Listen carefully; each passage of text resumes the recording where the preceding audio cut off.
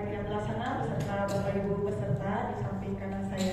Oke, perkenalkan nama saya Ratna Hidayati SPT akan memaparkan pembelajaran berdiferensiasi di SMPN 3 Ciberem kelas jauh ya Bapak Ibu. Di sini saya mengangkat materi pokoknya yaitu This is my word. Kemudian sub materinya yaitu We will tell the names of the things in the living room. Dan kemudian ada kitchen dan bedroom juga. Oke, next Pak. Oke, latar belakang dan tujuan melaksanakan pembelajaran berdiferensiasi ini adalah tidak jauh daripada konsep tabula rasanya pelopor pendidikan Indonesia ya. Ada filosofis yang hebat dan luar biasa yaitu dari Bapak Ki Hajar Dewantara, bahwasanya anak itu mempunyai potensi ya, anak itu masing-masing mempunyai kodratnya sendiri, potensinya sendiri, kemampuannya sendiri. Nah, di sini peran guru bagaimana nih caranya untuk meningkatkan potensi dan capaian peserta didik tersebut. Kemudian tujuannya di sini saya melaksanakan pembelajaran berdiferensiasi adalah menciptakan pembelajaran yang menyenangkan. Saya ingat tadi Bapak Kasih ya, Pendidikan Bogor bilang kalau anak cemas dengan kehadiran guru berarti anak itu tidak senang dengan pembelajaran kita gitu ya. Mudah-mudahan dengan pembelajaran berdiferensiasi yang saya selenggarakan menciptakan pembelajaran yang menyenangkan. Kemudian tujuan keduanya yaitu memenuhi kebutuhan belajar murid, yaitu kebutuhan belajar murid dapat terfasilitasi. Oke, next. Ya, di sini saya melaksanakan alur kegiatan pelaksanaan pembelajaran berdiferensiasi. Yang pertama, di awal tahun pembelajaran melaksanakan asesmen diagnostis ya. Hasilnya seperti ini Bapak Ibu ya. Kebanyakan di sini anak senang belajar secara berkolaborasi atau berkelompok, selebihnya individu. Kemudian juga saya ingin tahu nih, anak itu minatnya kemana, media sosial apa yang sering mereka eksplor. Paling tinggi Bapak Ibu TikTok 60%, keduanya itu YouTube, ketiganya Instagram, yang terakhir ini FB gitu kan ya. Dan kemudian di sini saya melaksanakan pemetaan kebutuhan belajar murid Bapak Ibu. Nah, dari hasil asesmen diagnostik ini didapat gaya belajar visual 19 orang, kinestetik 8, audio visual 8. Setelah itu, nah di sini saya membuat RPP pembelajaran berdiferensiasi. Link RPP sudah disematkan di sini. Kemudian lagi dalam RPP di sini saya menekankan kepada diferensiasi proses dan diferensiasi produknya. Nah, kemudian di sini selanjutnya setelah menyiapkan RPP memfasilitasi ya pembelajaran sesuai minat dan gaya belajarnya murid. Dan yang terakhir adalah asesmen penilaian, membuat perangkat atau instrumen penilaian. Oke, next. Nah, tolak ukurnya di sini saya mentargetkan dulu 90% murid ikut terlibat pembelajaran, kemudian aktif dalam kegiatan pembelajaran, memenuhi asesmen diferensiasi produk, dan 90% murid merasa senang ketika mengikuti pembelajaran bersama saya dengan menggunakan strategi pembelajaran berdiferensiasi. Kemudian, nah setelah melaksanakan kegiatan pembelajaran berdiferensiasi, dihasilkanlah capaian kegiatan tersebut. Alhamdulillah Bapak Ibu ada peningkatan 95%, naik 5%. Pengennya mas 100%, tapi tiap hari ada aja anak yang tidak bisa hadir. Halo Bu, ini orang tua siapa? Anak saya sakit tidak bisa masuk. Jadi ada peningkatan 5%, ya 95% dari 90. Anak terlibat dalam pembelajaran dibuktikan absen siswa. Murid aktif dalam pembelajaran dilihat dari dokumentasi ya. Kita juga melaksanakan observasi pada saat pembelajaran. Kemudian memenuhi asesmen diferensiasi proses produknya, di sini keterlibatan murid ya Bapak Ibu dilihat juga. Dan dari umpan balik refleksi murid merasa senang mengikuti kegiatan pembelajaran.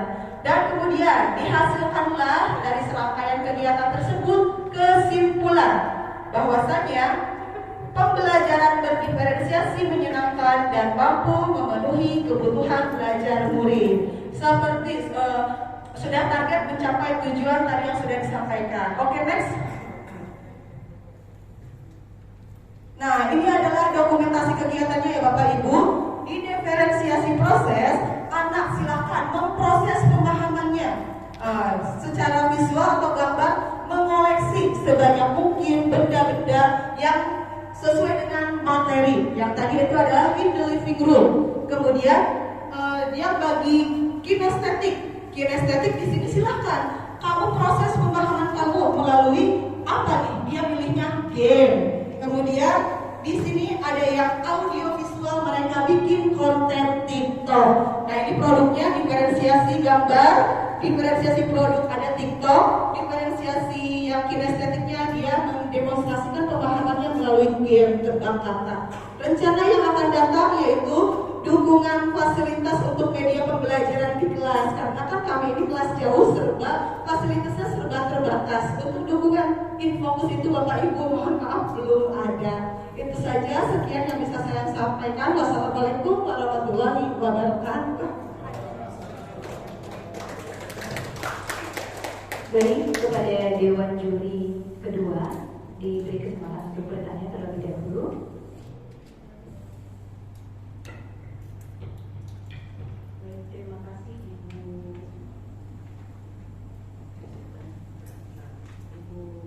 Ratna ya, Ratna Hidayati. Kelas jauh ya Bu ya? Betul sekali Ibu, kelas jauh. Di mana tempatnya Bu?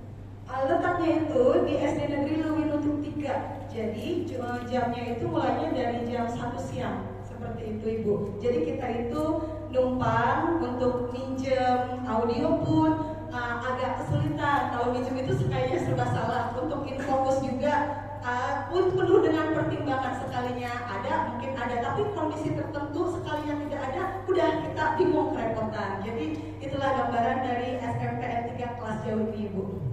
Baik, terima kasih. Kalau saya lihat tadi di sana dokumen kegiatan ya Bu ya, ada yang Ibu bilang kinestetik mereka membuat TikTok, iya tadi luar biasa. Untuk audio visual bikin konten TikTok, membuat konten TikTok. Nah Bu, kalau kita hubungkan dengan tujuan pembelajaran, siswa berlatih untuk menyebutkan nama dan juga benda. Kemudian peserta didik mengidentifikasi nama dan juga benda yang ada di ruang tamu ya. Kemudian menuliskan nama-nama dan juga benda, menyalin secara bermakna pesan yang dikatakan dalam gambar, yang tersirat pada gambar mungkin ya, ada gambar. Nah kalau membuat TikToknya, coba tolong dicontohkan Bu. Boleh ada videonya Bapak? Soalnya itu terdokumentasi pada video pembelajaran yang kemarin dikirimkan. Oke, jelasin aja TikToknya itu kayak gimana. Oke, jadi untuk audio visual di sini, audionya mereka senang lagu, visualnya mereka lebih kepada tertarik tampilan gitu. Tapi di sini ada sisi pemahaman bahwa mereka itu di sini ada yang tidak percaya diri dalam berbicara seperti itu Ibu. Jadi mereka itu malu, tapi kalau untuk action di depan kamera kok berani gitu. Jadi untuk konten TikToknya mereka secara berkelompok menyajikan we will tell the names benda-benda yang ada di living room kayak gitu. Mereka melakukan gerakan dan ada audionya. Misalkan di living room itu ada sofa, jadi muncul tulisan sofa sama gambar sofanya seperti itu. Tek kayak gitu kurang lebih. Jadi mereka paham kok ini tuh yang mereka presentasikan benda-benda in the living room seperti itu Ibu. Gambarannya dan ada konten TikTok tersebut. Padahal lebih enak kalau saya nonton TikToknya ya. Boleh, kalau ada kesempatan tinggal ada 5 menit lagi. Cuman berapa detik ya? Cuman 40 detik. Tidak ada ya? Oke, tidak apa-apa. Kalau Ibu sudah jelaskan seperti itu, berarti TikToknya seperti itu ya, ini yang audio visual. Kemudian yang tadi yang kinestetik Bu. Untuk yang kinestetik, jadi saya serahkan kepada anak-anak. Ayo nih, saya tuh pikir mereka kalau melihat kelompok yang kinestetik ini selalu istighfar gitu ya, tiap hari jauh pengen baca surat-surat dulu gitu ya Allah, istighfar gitu. Karena melihatnya anak itu nakal ya Allah, nauzubillah kalau dibilangin gitu ya, pecicilan, nggak mau diem. Tapi ketika diarahkan gaya belajarnya ternyata ini kinestetik, lari-lari, loncat-loncat seperti itu, mereka bisa loh ini gaya belajar kinestetik ini kalian mau mempresentasikan apa nih pemahaman tentang benda-benda di ruang tamu. Oke Bu, saya mau game aja nih tebak-tebakan kata. Kalau misalkan ada teman kami yang kalah, Ibu coret aja deh pakai apa maunya, pakai bodilah yang aman atau apanya, atau pakainya sih mereka pakai tepung terigu gitu kan ya. Oke, kalau kayak gitu silahkan gitu. Nanti ada ketua timnya bilang, oke, please tell the name of the thing in the living room. Nanti maju satu. Ada yang jawab spoon itu kan bukan di living room ya, tapi di dapur. Itu anak itu salah gitu. Kamu ulangi lagi nanti gitu kan, seperti itu kurang lebih. Ada sih videonya Ibu, jadi saya tuh terburu-buru lihat ini waktu ada sih kayak gambarannya di video itu. Jadi di dokumentasi di dokumentasi ini ada anak ini nih ya, please tell the name of the things in the living room. Nanti anak-anak satu semua jawab gitu kelompoknya. Kalau ada yang salah, nah itu coret gitu Bu. Baik, terima kasih. Iya, terima kasih Ibu. Baik, Ibu Juli masih ada kesempatan 3 menit 27 detik. Mungkin ada yang ingin ditanyakan kembali. Pak Eman, oke, silakan. Ya, baik, saya lihat dari TP ya, tujuan pembelajaran. Ini kan mention, menyebutkan. Kemudian yang kedua identify, ya kan? Identify tadi apa ya?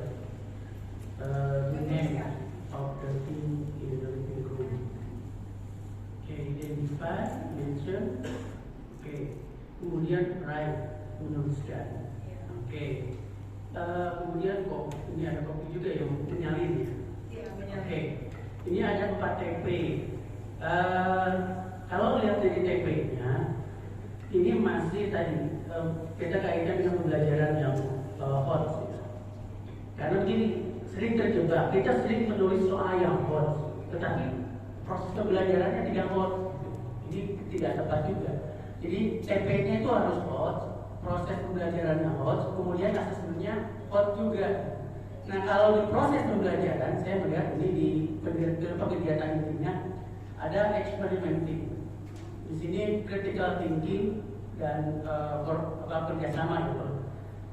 Ini kan lumayan, critical thinking berpikir di situ udah bukan lagi mention ya, udah bukan lagi menyebutkan atau udah bukan lagi menghitung. Kemudian juga di communicatingnya ya critical ya ini berkomunikasi kreatif. Tetapi di TP-nya tadi cuma menyebutkan dan mengidentifikasi kemudian menuliskan gitu kan. Nah ini menurut saya lebih ke mana? Ada sih memang ada pronunciation-nya, berarti the speaking, kemudian ada writing ya, ada menuliskan. Nah, cuma di proses atau di kegiatan inti ini belum match ya antara TP dengan kegiatan inti menurut saya. Oke, jadi untuk masalah belum match ya antara di TP dan di kegiatan inti ini, mungkin di sini saya bisa memberikan gambaran untuk di proses dari Cukup waktu habis. Oke, masih ada 27 detik. Oke, terima kasih banyak atas kesempatannya. Kurang lebihnya mohon maaf. Wassalamualaikum warahmatullahi wabarakatuh.